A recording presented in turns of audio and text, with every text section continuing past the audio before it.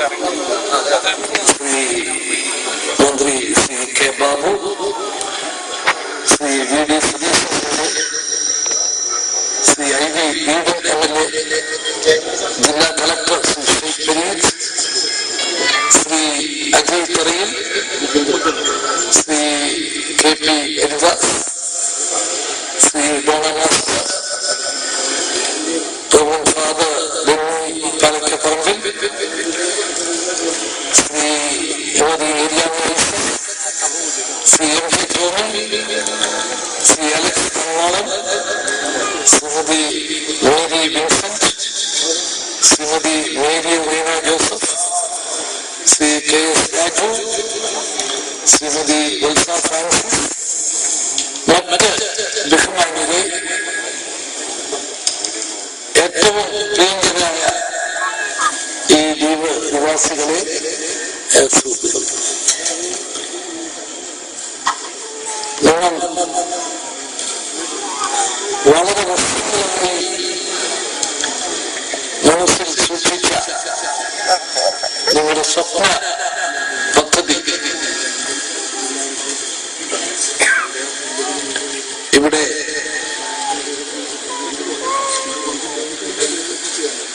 മൂലപ്പള്ളി പിഴല പാലം, അതിന്റെ നിർമ്മാണ ഉദ്ഘാടനം നിർവഹിച്ച വിവരം നിങ്ങളെ ആദ്യമായി അറിയിക്കുക.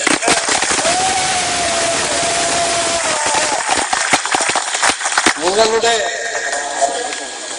നീണ്ട കാത്തിരിപ്പ്, തലമുറകളായിട്ടുള്ള കാത്തിരിപ്പ്, അതുപോലെ തന്നെ എനിക്കും ഒരു നീണ്ട കാത്തിരിപ്പ്, 8 വർഷത്തെ കാത്തിരിപ്പിന് ശേഷമാണ് ഈ സന്തോഷകരമായ ചടങ്ങ് നിർവഹിക്കാൻ ഇവിടെ എത്തിയിരിക്കുന്നത്. 8 വർഷങ്ങൾക്ക് മുമ്പ് ഞാൻ മുഖ്യമന്ത്രിയായിരുന്ന കാലത്ത് ജിദ്ദയുടെ മീറ്റിംഗിൽ വെച്ച് ഈ പാലം അത് യാഥാർത്ഥ്യമാക്കാനായിട്ടുള്ള തീരുമാനമെടുത്തു. ഞാനിപ്പോ അതിന്റെ റിപ്പോർട്ട് കണ്ടപ്പോഴാണ് അതിന്റെ ഡേറ്റ് ഒക്കെ എനിക്ക് ഓർമ്മ വന്നത്. ഡിസംബർ 26-ാം തീയതി 2005, 8 വർഷം മുമ്പ്. അതിന്റെ നടപടികളൊക്കെ വളരെ വേഗത്തിലായി. അതിന്റെ തറക്കല്ലിടാനും തീരുമാനിച്ചു എന്ന് ശ്രീ ബാബു പറഞ്ഞപ്പോഴാണ് ഞാൻ ഓർത്തത്. പക്ഷെ എനിക്ക് സ്വിറ്റ്സർലൻഡിൽ പോയി ഒരു അപകടമുണ്ടായി. 1 മാസം യാത്ര ചെയ്യാൻ പറ്റാതെ വന്ന സമയത്ത് ഇലക്ഷൻ പ്രഖ്യാപിച്ച് പിന്നെ അത് നടന്നില്ല. പക്ഷെ പിന്നീട് അതിന്റെ നടപടികൾ വേഗത്തിൽ ആയില്ല. ഒരു നീണ്ട ഇടവേള വന്നു. പിന്നീട് വീണ്ടും ഞാൻ മുഖ്യമന്ത്രിയായ സമയത്ത് നമ്മുടെ തോമസ് മാസ്റ്ററും ഒക്കെ മുൻകൈയെടുത്ത് വീണ്ടും അതിനൊരു ജീവൻ, ശ്രീ വി ഡി സതീശനും ഐ വി ഈഡനും തോമസ് മാസ്റ്ററും ഒക്കെ ഗിഡയുടെ അംഗങ്ങൾ. അങ്ങനെ വന്ന അവസരത്തിലാണ് വീണ്ടും ഇത് വന്നത്. എനിക്കിവിടെ വന്ന് നിങ്ങളുടെ ഉത്സാഹം കണ്ടപ്പോൾ, ആവേശം കണ്ടപ്പോൾ എനിക്ക് പൂർണ്ണ സംതൃപ്തിയാണ്. കാരണം 8 വർഷം ഇന്ന് ഞാനിവിടെ നിർവഹിച്ച ഈ ചടങ്ങ് അത് ഒരു നാടിന്റെ മുഴുവൻ അഭിലാഷം നിറവേറ്റുന്നു എന്നുള്ളതിന്റെ സംതൃപ്തിയോടുകൂടിയാണ് ഞാനിവിടെ എത്തുന്നത്. ഞാനിവിടെ വരുന്നത് വലിയ കടമക്കുടി ശാസ്ത്രനാട് അതിന്റെ തറക്കല്ലിട്ട ശേഷമാണ് വരുന്നത്. അതിന്റെയും നിർമ്മാണം 18 മാസം കൊണ്ട് പൂർത്തിയാക്കാൻ, ഇതും 18 മാസം കൊണ്ട് പൂർത്തിയാക്കാൻ, അത് യാഥാർത്ഥ്യമാക്കാൻ നിങ്ങളും കൂടെ കാട്ടുന്ന ഈ ഉത്സാഹം ആ രംഗത്തും നിങ്ങൾ കാട്ടണം എന്ന് ഞാൻ അഭ്യർത്ഥിക്കുകയാണ്. കാരണം നിങ്ങൾ തലമുറകളായി അനുഭവിച്ചിട്ടുള്ള ബുദ്ധിമുട്ടുകൾ എത്ര എന്നുള്ളത് എനിക്ക് ഒരുപക്ഷെ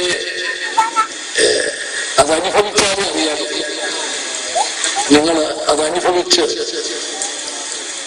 വളരെ അതിന്റെ ബുദ്ധിമുട്ടുകൾ യാതനകൾ അനുഭവിച്ചിട്ടുള്ളവരാണ്. അപ്പൊ അതിൽ നിന്നുള്ള ഒരു മോചനം നിശ്ചയമായും ലഭിക്കുന്നതിന് നമുക്ക് 18 മാസം ഒരു ദിവസം പോലും നീണ്ടുപോകാതെ മറ്റേ ചാത്തനാട് പാലത്തിന്റെ അവിടെ വെച്ച് സതീശന്റെ പ്രഖ്യാപനം നടത്തി 18 മാസം 3 മാസം കുറച്ചിരിക്കുന്നു, 15 മാസം കൊണ്ട് തീർക്കാൻ മുൻകൈ എടുക്കുമെന്ന് പറയും. അതുപോലെ നിങ്ങളും ഒരു പ്രതിജ്ഞ എടുത്തുകൊണ്ട് മുമ്പോട്ട് വരണം. നമുക്ക് അത്രയും നേരത്തെയാണ്. ഏതായാലും 18 മാസത്തിനപ്പുറത്തേക്ക് ഒരു കാരണവശാലും പോകാത്ത വിദഗ്ധയായിരിക്കണം ആയിട്ടുള്ള പ്രശ്നങ്ങളുമായി മുമ്പോട്ട് പോകണം. ഇത് ഇനിയും ധാരാളം പ്രശ്നങ്ങളൊക്കെ എല്ലാ പ്രശ്നങ്ങൾക്കും ഒറ്റയടിക്ക് പരിഹാരം ഉണ്ടാക്കാൻ പറ്റില്ലെങ്കിലും ഈ ചേന്നൂർ കോതാട് പാലം ഞാൻ ഒരിക്കൽ കമ്മിറ്റ് ചെയ്തതും അതിന്റെ അടിസ്ഥാനത്തിൽ ഈ ഗവൺമെന്റ് കരുണാനിധി കൊടുത്തിട്ടുള്ളതും ഇപ്പോൾ ഞാൻ അവിടെ ചാത്തനാടി എന്നപ്പോൾ അവിടെ നിവേദനം കിട്ടി. ഇവിടെ ഈ കോതാടുകാർ വരും, അവരെ നിവേദനം തരുമെന്നൊക്കെ പറഞ്ഞു. ആരെയും കണ്ടില്ല ഞാൻ ഭാഗ്യത്തിന്.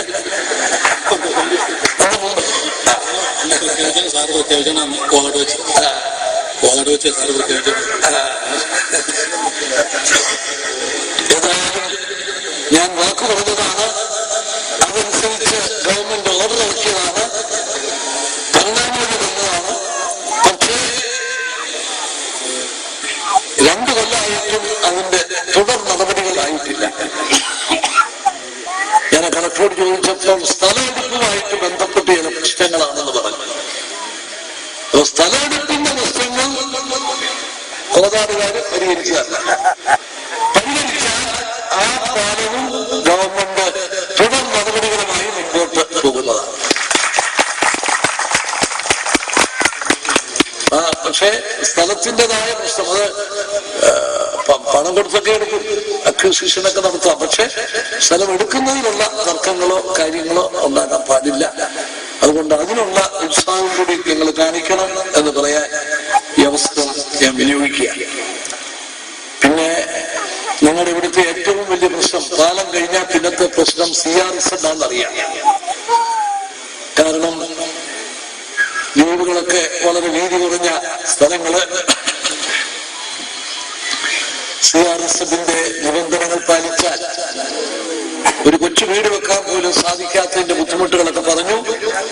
ആ കാര്യങ്ങളിൽ എത്രമാത്രം നമ്മുടെ ബുദ്ധിമുട്ടുകൾ പരിഹരിക്കാം എന്നുള്ളത് പരമാവധി ശ്രമിക്കാം.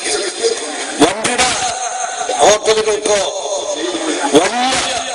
വലിയ കെട്ടിടങ്ങൾക്കോ നമുക്ക് എക്സംഷൻ ചോദിക്കാൻ തന്നെ പരിമിതികളുണ്ട്. പക്ഷേ വീടുകൾ, ചെറിയ വീടുകൾ, സാധാരണക്കാരന്റെ അഭിലാഷം പൂർത്തീകരിക്കുന്നതിന് വേണ്ടിയിട്ടുള്ള ഉൾപ്പെടെ ഉള്ളതിന് ഒരു വേഗം പരിഹാരം ഉണ്ടാക്കുന്നതിന് വേണ്ടിയിട്ടുള്ള നടപടികൾ അതിനുവേണ്ടി ഗവൺമെന്റ് ചെയ്യാവുന്നതൊക്കെ ചെയ്യും എന്ന് പറയാൻ കൂടി